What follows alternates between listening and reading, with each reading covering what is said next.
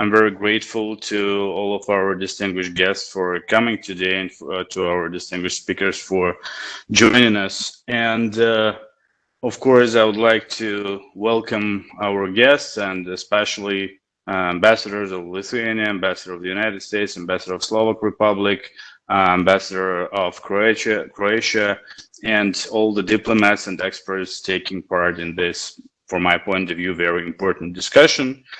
And I would like to present our distinguished speakers. Today it's Mr. Chris Socha, Republican Staff Director of the U.S. Senate Foreign Relations Committee, European Parliament member Mr. Andrius Kubilius, Mr. David Kramer from McCain Institute and the former Assistant Secretary of State of the United States, Ambassador Matthew Bryza from Atlantic Council, former U.S. Deputy Assistant Secretary of State, and I hope that Ambassador Pavilionis will also join us soon. Today we discuss really, I would say, concerning developments in Georgia. We see a huge level of polarization in the country.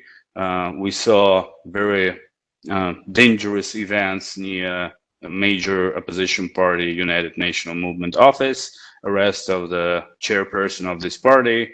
And we already heard your statements in this regard, and thanks to all of our guests and speakers for following the situation in Georgia and saying very important words. I would like to start with thanks to Ambassador Kalindra, who is with us today as well, because he visited the position last week and expressed his support when developments was very, very concerning and dangerous. Thank you for joining as well. And we will start with opening remarks section. Please 5 minutes each, because we have 5 speakers today, not a lot of time. And first of all, I would like to ask Mr. Kubilius to present his vision of the current situation in Georgia, and if possible, what can be done on behalf of the European Union now, maybe except the facilitation process that we have already on the ground, which tools could be used to help Georgian people start living in developing democratic country. Please, Mr. Kubilius. Yeah. Well, thanks a lot. Thanks a lot,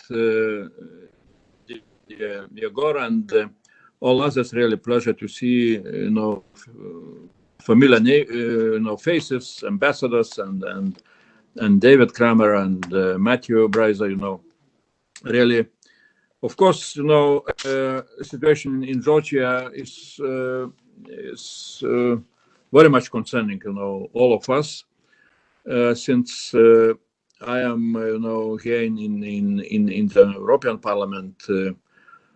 I have two responsibilities. One is I am leading European Parliament delegation in so-called Euronest Parliamentary Assembly, which is Parliamentary Assembly with all the Eastern Partnership countries, including Georgia. And second, I am also standing rapporteur on Russia. For me, developments in Eastern Partnership and developments in Russia are very much interconnected, and that's why really we were following developments in Georgia since, I would say, since ages, since 1990s. But being member of European Parliament, of course, we were very concerned about the developments starting from 2019 summer, so-called Gavrilov night, and that tension which started to raise up at that time. So we were trying to be, in some way to assist with some kind of, dialogue, conversations, and so on and so on. So besides, meeting our traditional friends from opposition, whom we know, as again I can repeat, from 1990s, we were also engaged with ruling party, with Georgian Dream, including such an occasion still before pandemic that myself and my colleague, Madame Rasa Yuknevich, we had a possibility to meet with Bidzina Ivanishvili and to talk about. It was end of December or middle of December in 2019, and we talked about all the issues at that time, and we were trying to convince that really, dialogue is the best way to go out and to keep, Georgian Euro integration perspective without any kind of big obstacles. Now we see that, nevertheless, dialogue was not so effective as we were expecting, despite all the agreements last year on March 8th. Elections were not accepted by opposition, and then all of us, we know what had happened.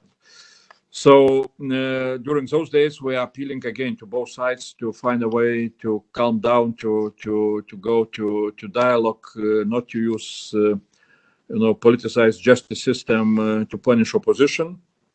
But I'm not so sure if those advices really will be sufficient.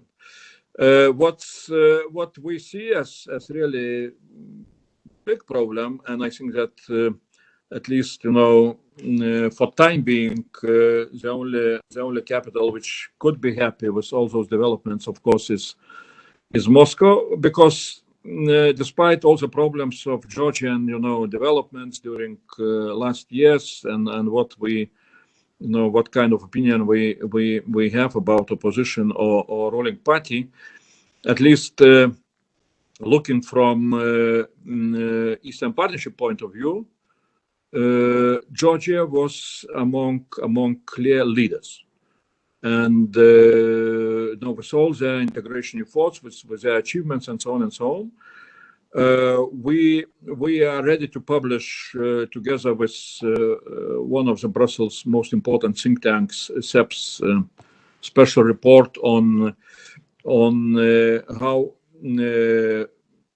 Eastern Partnership trio countries, Georgia, Ukraine, and Moldova, are looking, if to compare them with Western Balkan countries.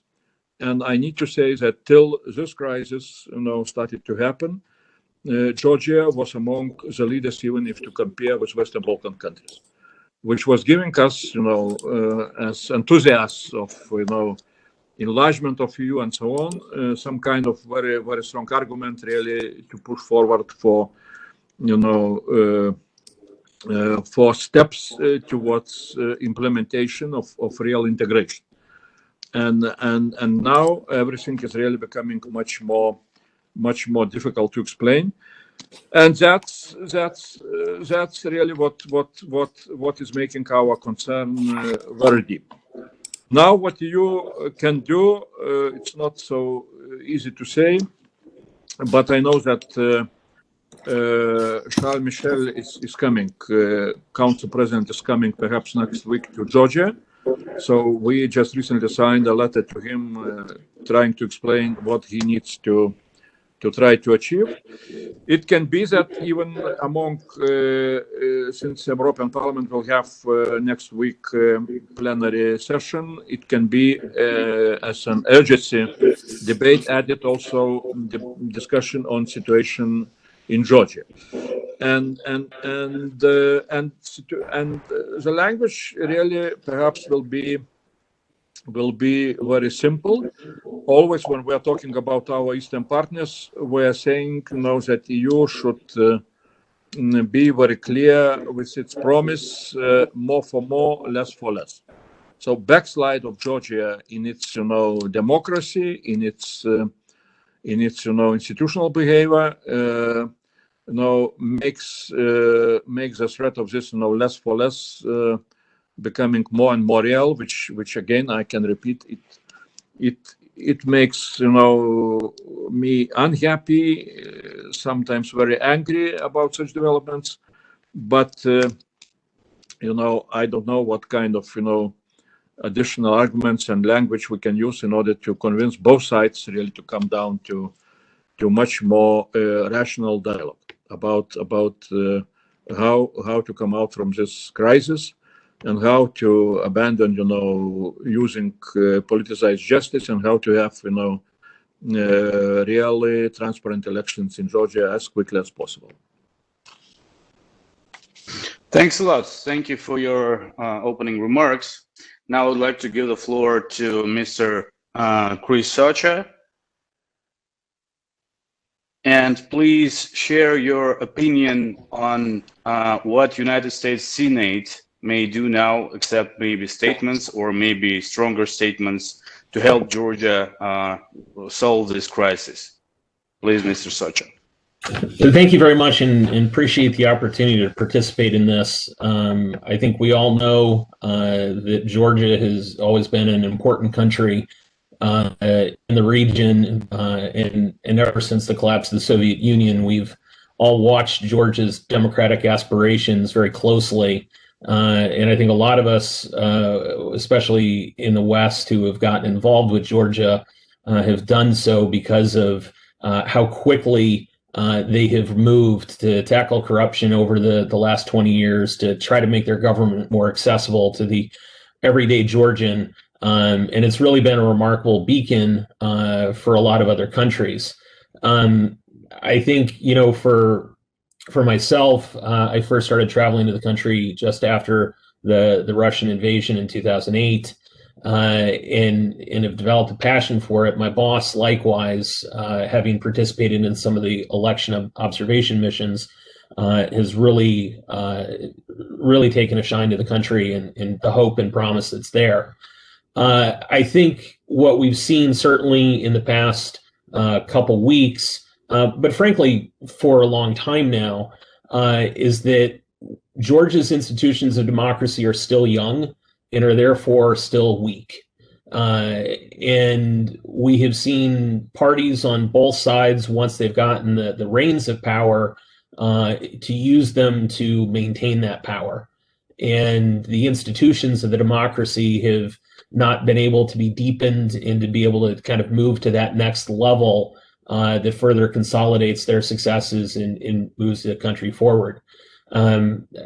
Unfortunately, we were here a year ago, and there was an agreement that was reached last March to try to help re-strengthen some of Georgia's institutions.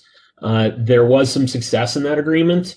Some of the reforms that were made for Parliament, some of the other things in terms of the release of some political prisoners and prosecutions, but certainly not all of the agreement was adhered to, and that created further, problems and challenges.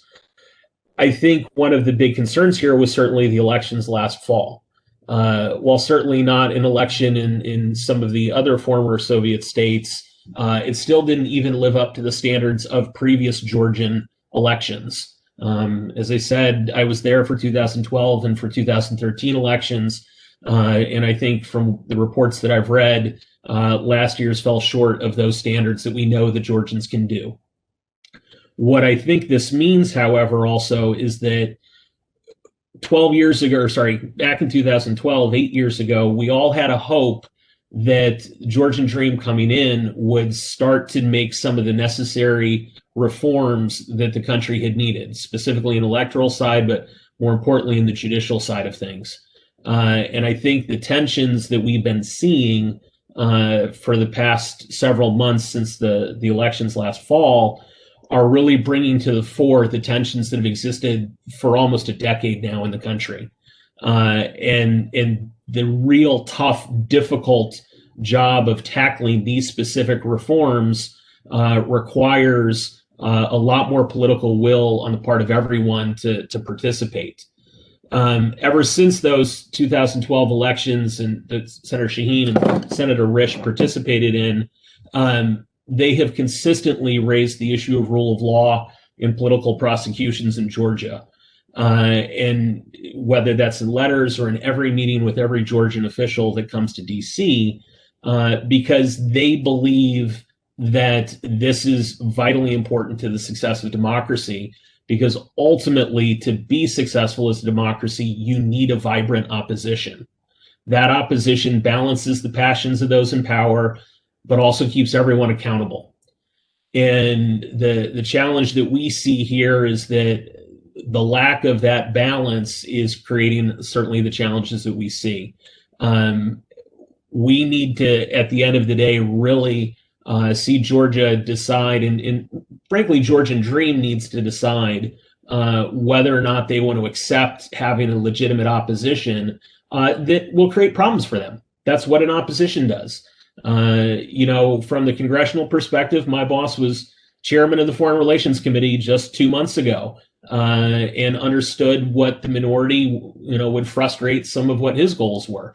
Now we're in the minority, and we understand that sometimes our job is to frustrate the goals of the majority. That's democracy. That's what we're supposed to do. That competition of ideas and pushing and pulling is incredibly important in all of this.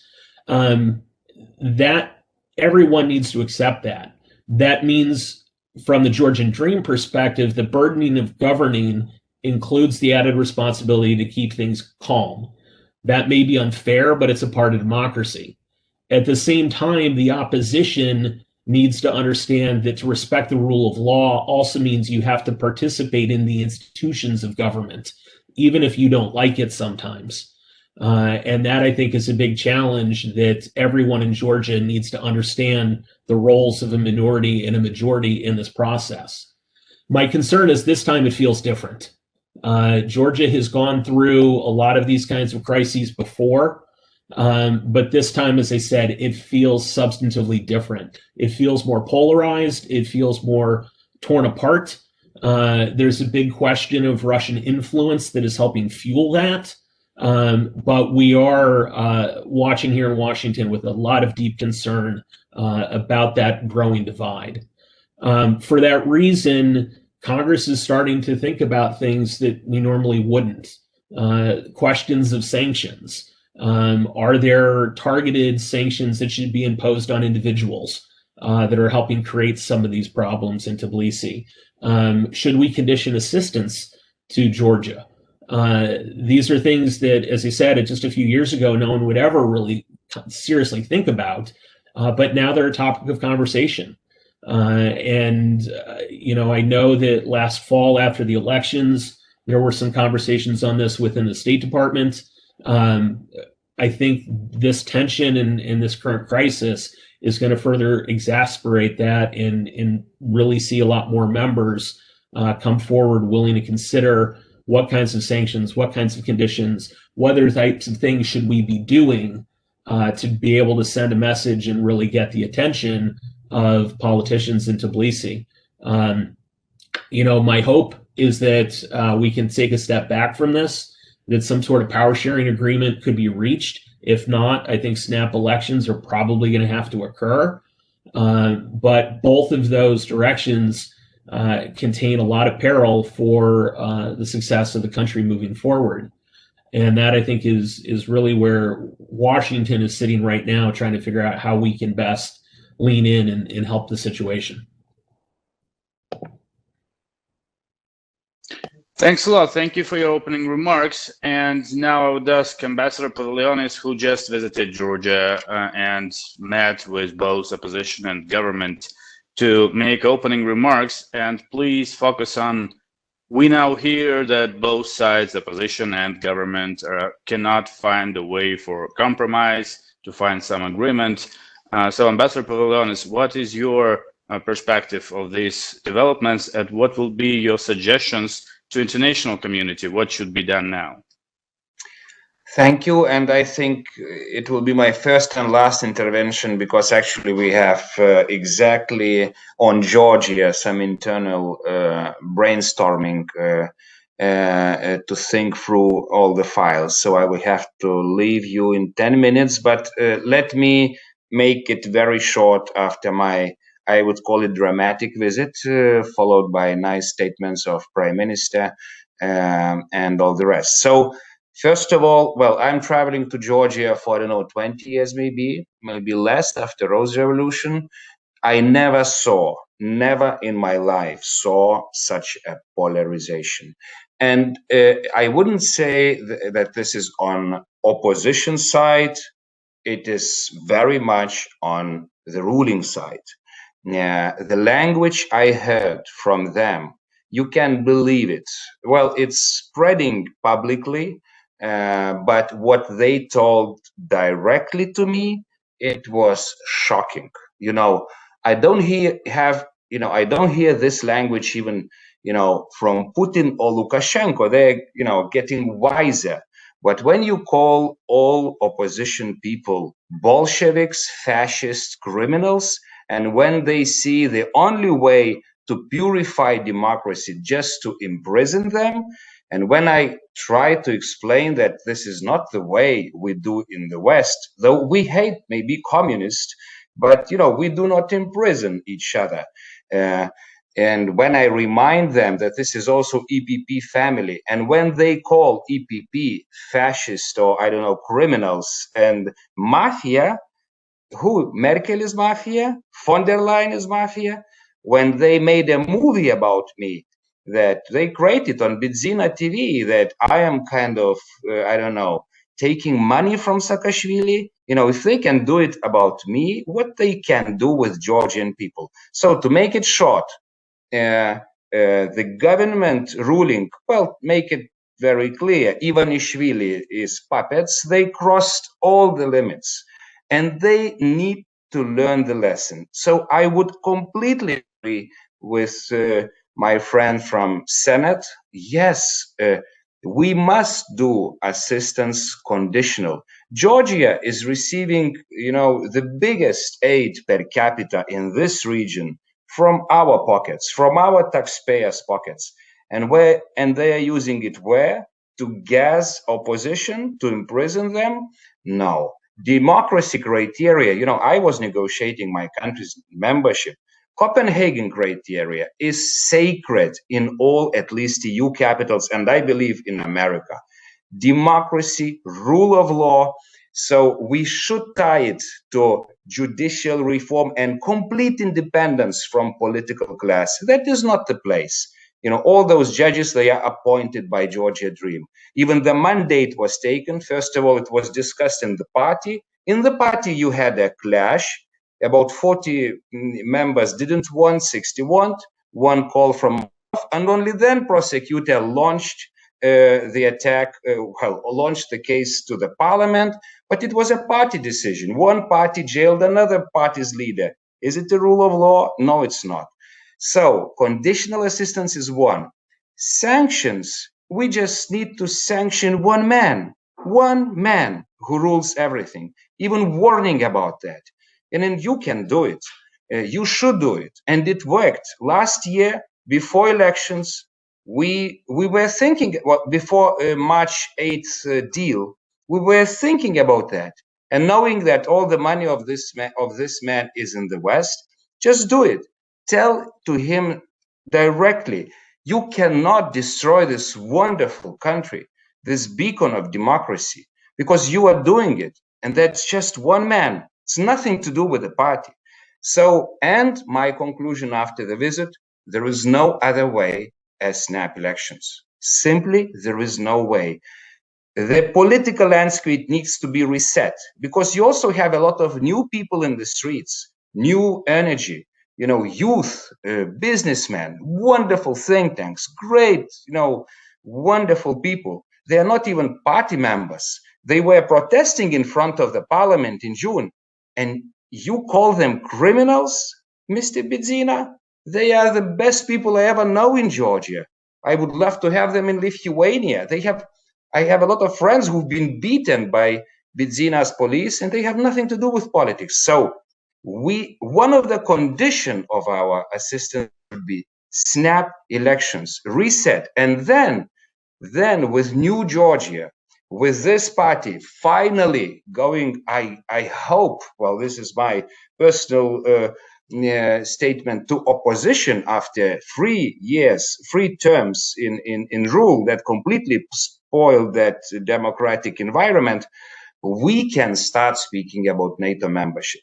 Because, together with Andrius Kubilius and others, we are lobbying Georgia case in different capitals. You cannot sell this Georgia in Belgium, in The Hague, or in Paris, or in any other countries. It should be pure, it should be perfect, it should be sound, it should be left and right working together.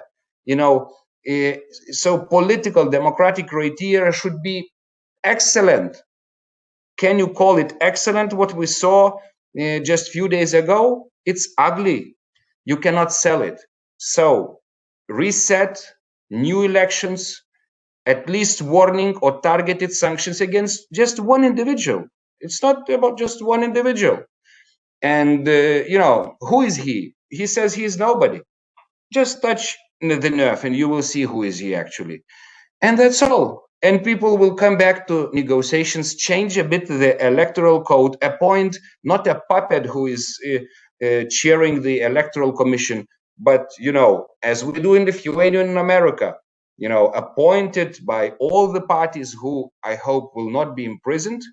And my last point, the problem is, guys, you be not in Tbilisi this time.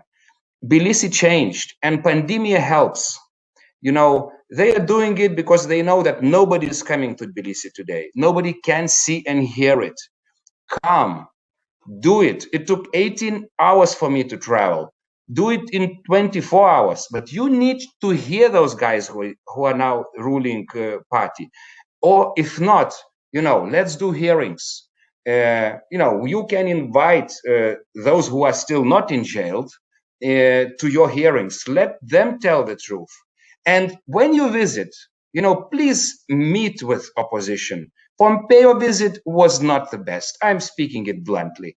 If Michel is visiting, he should visit Melia. He should demand to meet with Melia and, of course, opposition.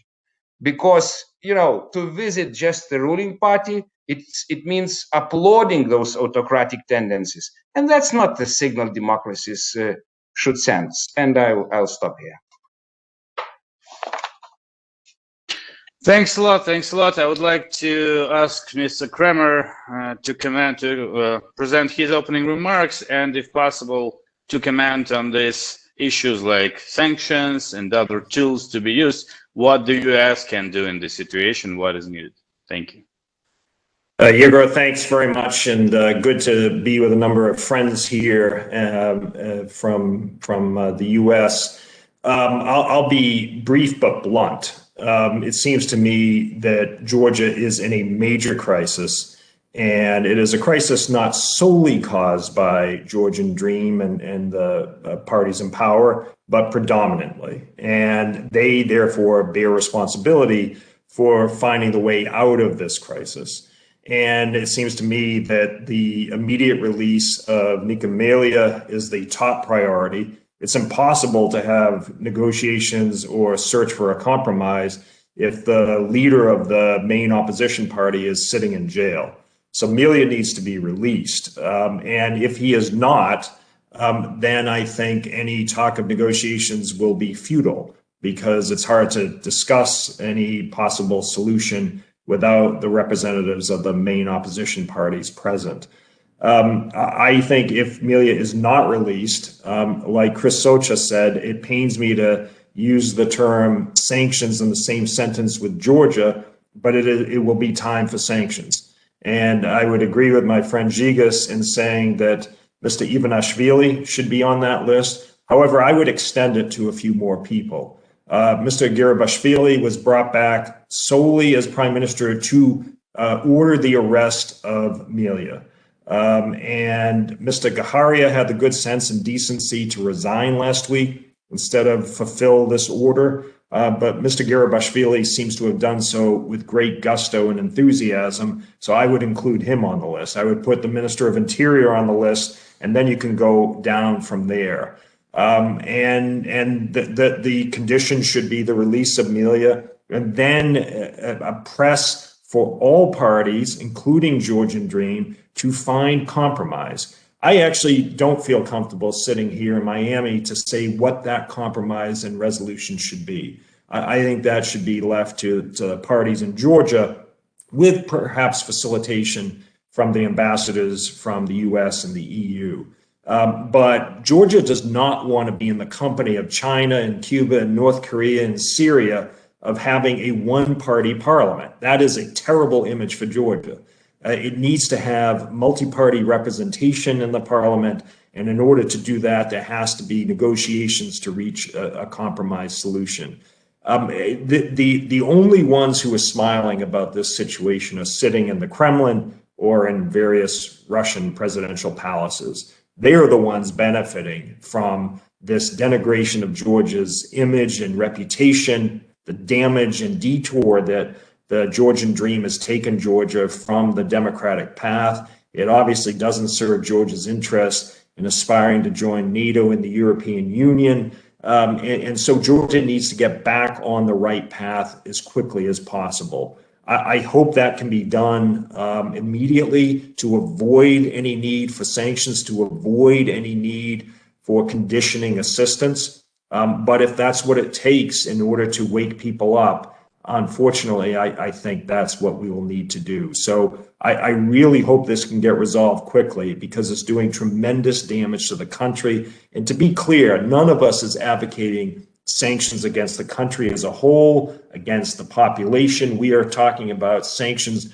that are specifically targeted against individuals responsible for this crisis. There should be accountability for what happened in June of 2019, but that should be done through a proper legal process. And unless and until that is done, there shouldn't be any arrests of people simply because it fulfills the desire of certain individuals to put an end to the opposition and maintain monopoly power. So let me stop there. Thanks.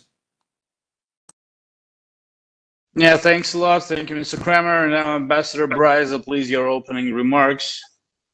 Thanks, Egor. Thanks so much for the honor of being with such an amazing group. Yet friends of many decades, new friends as well.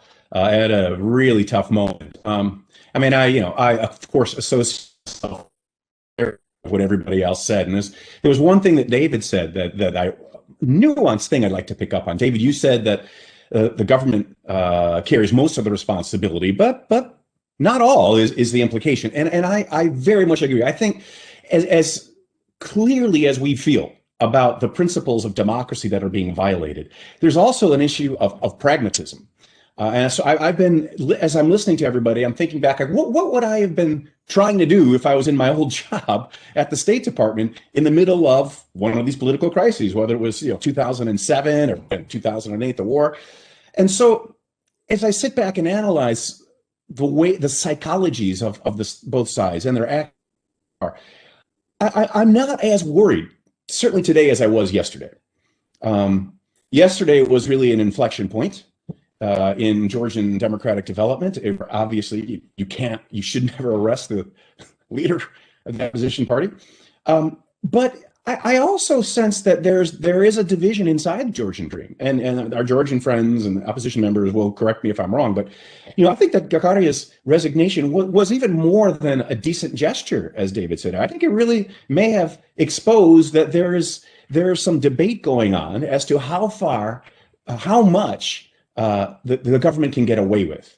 And I think they probably have been overplaying sort of they're almost the moral hazard, if you will, that Washington so wants Georgia in NATO that the government can get away with a lot of bad behavior politically and backtracking on democracy, because it's largely been the case so far, right? I mean, if it wasn't the case, then we wouldn't just now be calling for sanctions.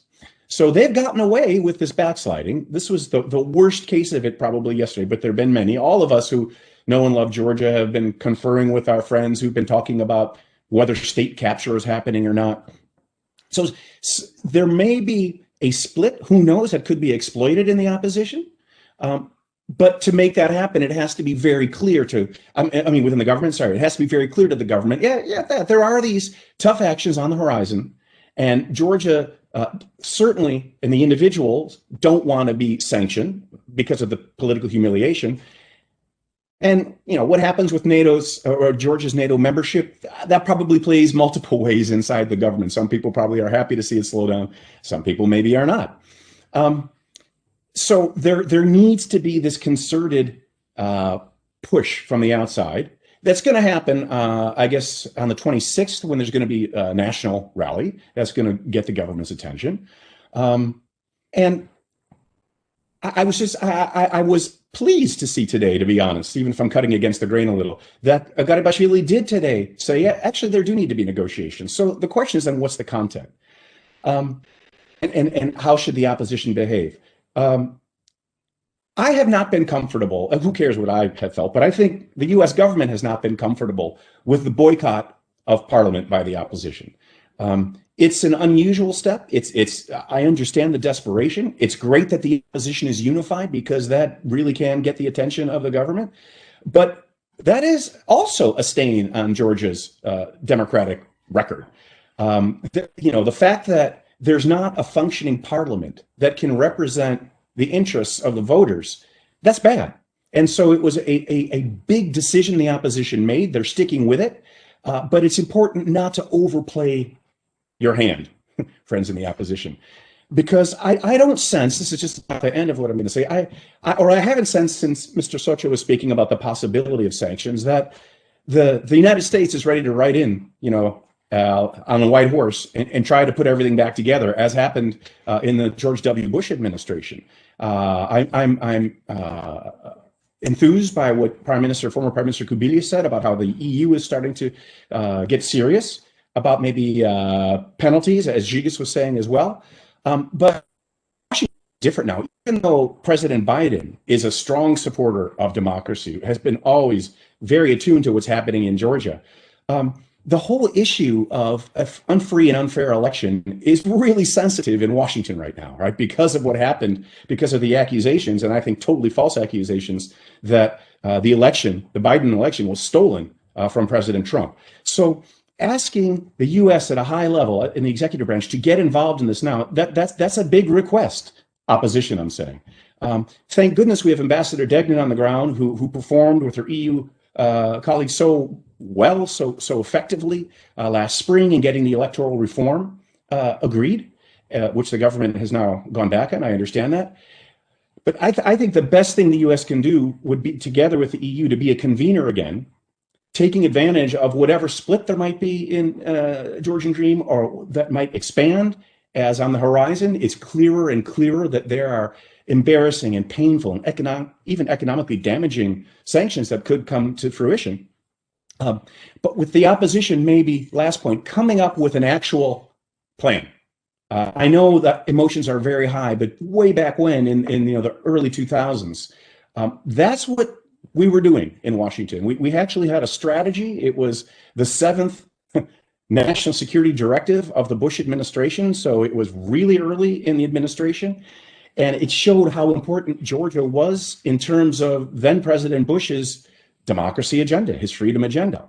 And working together with the opposition over the course of months, even years in some ways, and with the government, we were able to come up with an evolutionary plan for Georgian democracy based on conditioning assistance to the Shevardnadze government. Yes, if he didn't perform on reform, we weren't going to provide the assistance, but also based on the opposition promising to avoid violence as it exercises its democratic rights, which the opposition is doing now in Georgia, and also a degree of moderation, promising that there wouldn't be retribution against the Saakashvili team if and when the opposition won a free and fair election. In the end, the election was not free and fair.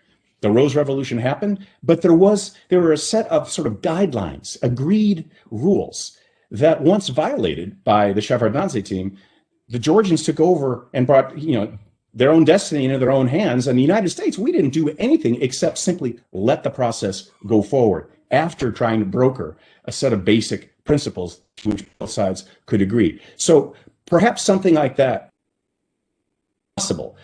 Dialogue for the sake of dialogue isn't, that's not going to go anywhere. There needs to be a set of ideas out there that both sides can then polish and refine and hopefully ultimately agree to. Actually, my very last point is the government also has to be careful not to overplay its hand.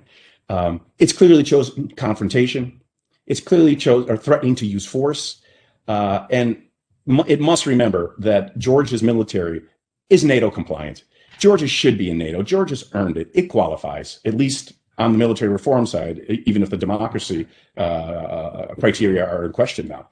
But the Georgian military is not going to be supportive like the Myanmar military of the coup attempt in Myanmar. So there is a real limit to how far I think the Georgian government can push. And let's hope it doesn't find it by virtue of trying something violent on the streets that spins out of control. Thank you. Thanks a lot, Ambassador Bryza. And now we'll have a question and answer section. So please raise your hand if you want to ask something. And one of our participants just texted that he heard a year ago about direct flights between Dallas and Tbilisi. And if it starts, he wants to bring lots of countless friends with him to Tbilisi as soon as possible. I see that Ms. Salome Samadashvili wants to say something, please.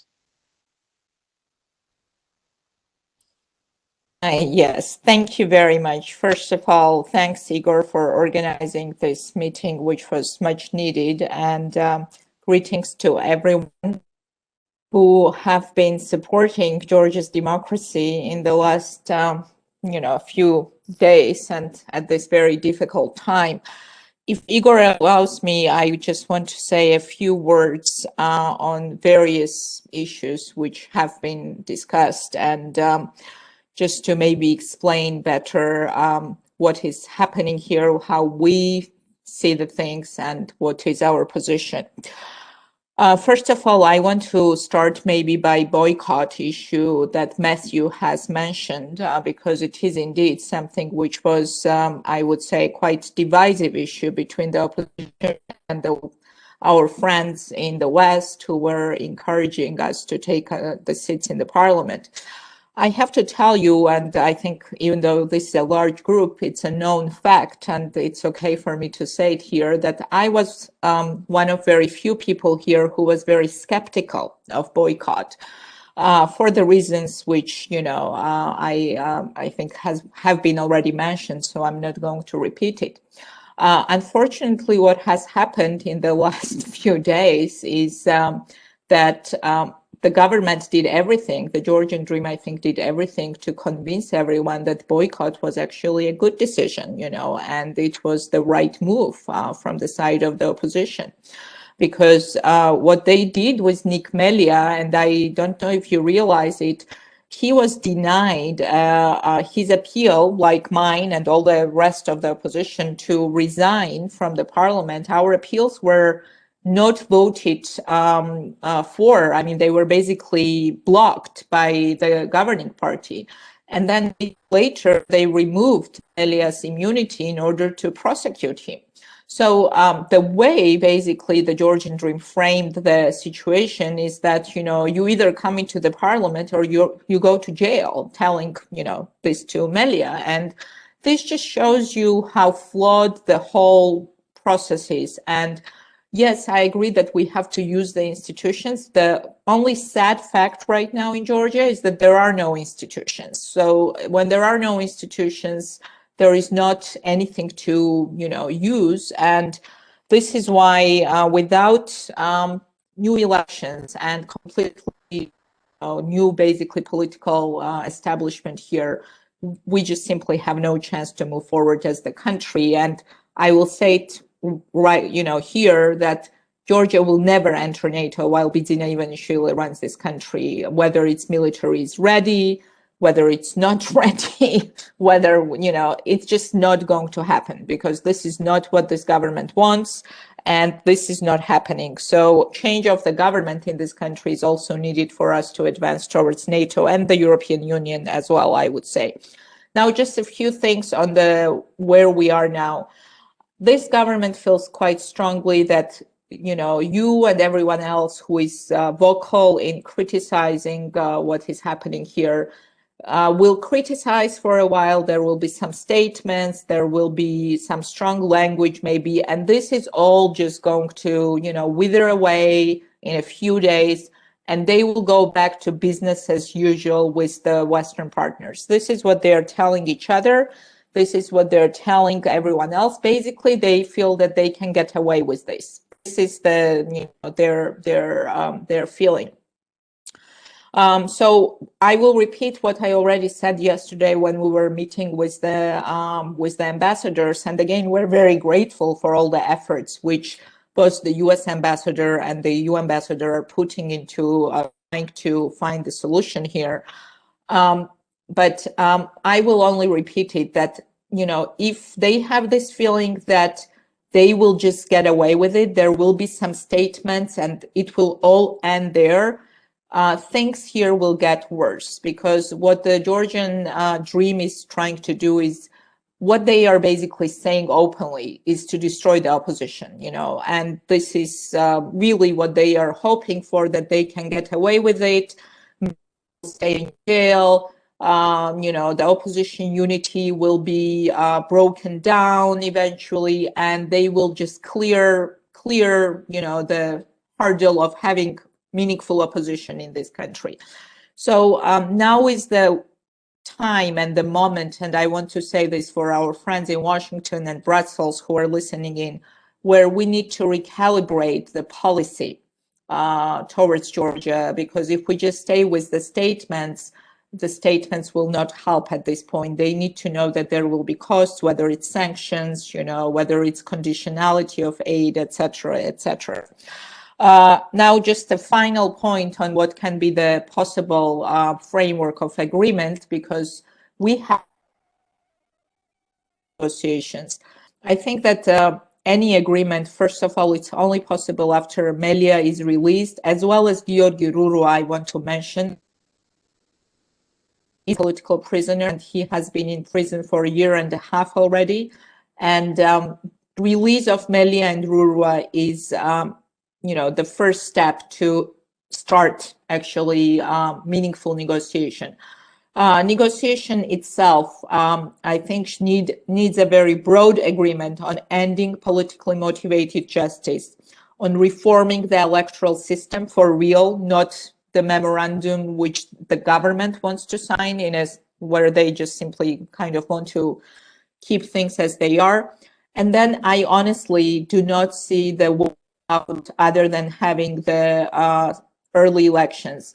The only thing that probably can be negotiated when the early elections can take place, because without that, the situation at this point is beyond we are beyond the point where any agreement can fix the results of 2020 elections. We have passed that point already, and without agreement on the early elections, even for moderate people who had moderate positions, and everybody knows that I had relatively moderate position on boycott and possibility of finding solution where we would work together in the parliament, at least, to reach some kind of electoral changes and constitutional changes that are needed. I think that we are beyond the point, even for people like me, to talk about the possibility of getting through this without having early elections. The alternative is more repression. The alternative is that, I don't know, they can bring charges against more opposition members, and chaos, I would say, deterioration of political situation, together with terrible social economic crisis that this country is experiencing. So this is the time when we really need all your help. Georgia and Georgia's democracy needs all hands on the dock to save it, really, because this is a defining moment in my view. Thank you.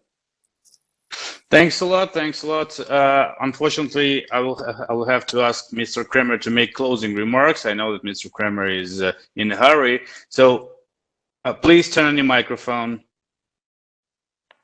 I will try, but my dog is barking, so I promise nothing. But no, I would just say I agree with Salome. I think in what she said, and she's right also to point out Mr. Rura. I know Chris referred indirectly to his continued detention as part of the agreement last year that has not been fulfilled. So agree that political prisoners in both Melia and Rura fit that category, that definition, in my view, need to be released. You can't negotiate, you can't sit down and find a compromise if political party leaders are sitting in prison. So I hope that will be the first step taken to resolve this crisis. And again, I apologize, I do have to leave early, but I really hope that this can get resolved quickly, because it is very damaging to Georgia, to its aspirations to join Euro-Atlantic institutions. And all of us on participating in this session are friends of Georgia, dear friends of Georgia. We want to see Georgia succeed, and we're extremely concerned about the direction Georgia is heading. And the last thing I would say is, many people have described Georgia as this island of democracy and a sea of authoritarianism. And I worry that the Georgian island is slipping into that sea, and I don't want to see that happen. So thank you for inviting me, and apologies for leaving, but I wish Georgia the very best in the very near future. Thanks a lot for taking part. I would ask Mr. Darchashvili to ask his question, and then we'll give the floor to Mr. Socha and Ambassador Bryza. Please, Mr. Darchashvili. Well, thank you, Igor, and glad to be with you, to see familiar faces from the past. And let me make one remark and then question. Of course, Ivanishvili is a sort of key figure in this recent escalation of confrontation in Georgia and the violence against opposition. But at the same time, we have to know that the democratization of Georgia was going on somehow, I would say, on the surface. Deeper in the societal layers, it's quite a conflicting society. And I would say it's kind of a class struggle in Georgia going on for 30 years between old nomenclatura guys with their offsprings and new kind of descendants of dissident, romanticist, nationalistic circles. And that was the history of modern Georgia for years and years. Ivanishvili exacerbated this. And my question is that, do we know clearly what kind of sanctions would be really painful for him? Because here in Georgia, we don't have any profound investigation where his fortune is, and where are the sort of ends of his financial leverages. And is the international community really able to harm him decisively, or he may be safe as some Russian oligarchs are relatively safe? Thanks a lot. I would ask Mr. Socha to comment on this question. Mr. Darchashvili, please turn off your microphone. Comment on this, and in general, is there talks in the Senate about any sanctions? Is it on the table? So yes, there's a lot of discussion on the Hill, both the House and the Senate, on the potential for sanctions. I think there's two things on that note. One, there are authorities that the State Department already has in terms of sanctions. So there are things like freezing of assets if he does have any in the United States. Our Department of Treasury and others certainly have an ability to look at that. The other part is travel bans. While Ivanishvili himself does not travel to the United States, he has children that do.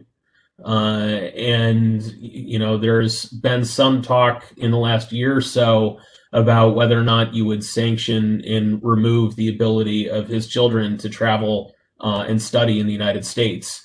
I think he does care about that. It's not a smoking gun. It's not, something that will, in and of itself, completely compel his change in behavior, but it's an option. Beyond that, I think there are some other people that are involved in some of the political prosecutions in Georgia that are very close to him that could also be sanctioned as targeted individuals. And so that's what we really have to look at. I think, as was mentioned earlier, these are really the kinds of things that from the sanctions conversation we're looking at. What are the very targeted types of things that can be used? We're right now not talking about, sanction every part of Georgian society and government and condition all assistance and things like that. But what are the targeted things that are available? And if for some reason the authorities that the State Department already has, they either don't want to use them or we need different authorities, then that's the part where Congress has been thinking, do we need to provide additional authorities to be able to do that? and that is certainly a piece of conversation, at least internally on the Hill right now. Could you please briefly add, like, what are your plans or specific steps your office is going to implement right now? Because as we see, Georgian government is not reacting on what's going on and not going forward in the framework of facilitation process, negotiation process. Yeah, so a lot of our things right now are behind the scenes. We've had a lot of conversations both with Georgian Dream officials as well as with our personnel in Tbilisi and others. Certainly you've seen the number of statements that Senator Risch and Senator Shaheen have put out. You've also started to notice those statements, though, are adding more members. We put out a statement yesterday with a couple House members as well, and so that should signify that there's growing interest in this. So right now we're trying to certainly work behind the scenes. As I said, though, there is conversation about reviewing State Department authorities. We have had conversations with the department regarding existing sanctions authorities that they currently have and whether or not they're going to use any of them. If they're unwilling to use them and we feel the need, then we're willing to consider legislation to try to compel them to use those authorities. We're not sure we're there yet, but that is certainly a topic of conversation. Ambassador Bryza, could you please comment and make your remarks, and please focus? Maybe it is possible, for example, for Atlantic Council, McCain Institute, and other international organizations, authoritative organizations, to make some joint statements in regard with the situation and to support the formats, discussion formats that we have here on the ground somehow. Yeah, I think that's a good idea. When there is a discussion process happening, right, then absolutely, I think we should be involved and we should contribute with constructive ideas. What I'm worried about is relying too much, Georgians relying too much on external forces. Everything Mr. Socha talked about, those are good, very useful, necessary, but nowhere near sufficient. Georgia's destiny is in the hands of Georgians. And I love the comment about how Georgian post-Soviet history, yes, has been a struggle between the old Soviet nomenclatura and then the descendants of dissidents and now the young up-and-coming people. Yeah, that is what's happening in Georgia. So the opposition's quest is to win internally over enough Georgian people, right, to have critical mass to compel the government to allow there to be a free and fair election. Just saying, we want a free and fair election, and that's our demand. That's not going to get you there, because Mr. Ivanishvili knows there are nowhere near enough sanctions tools to force him to do anything, in terms of the U.S. Even if his, pop star son can't go to the U.S., I think this is something more existential right now for Mr. Ivanishvili. So, sorry, Georgian, I'm not calling. Sorry for disturbing. I'm not calling for sanctions, but do you believe that personal sanctions will not work? I believe work on him. He's got plenty of money stashed away, who knows where, and so Bank Rosyjski Kredit or wherever it is. I don't think they'll work, but I think they're necessary. They're necessary, that it has to be clear to Georgians that they're getting themselves into a shameful position where the U.S. Congress is going to impose sanctions on this country that we've all thought of and hoped would be beacon of democracy. So it's not compelling economically through sanctions. It's politically embarrassing to convince Georgian people that the government needs to give in and have free and fair elections, and the government should want free and fair elections. They're convinced that they want a plurality. I know the opposition totally disagrees. Not a majority, but a plurality. They know that these elections now are finally being seen in the West as illegitimate.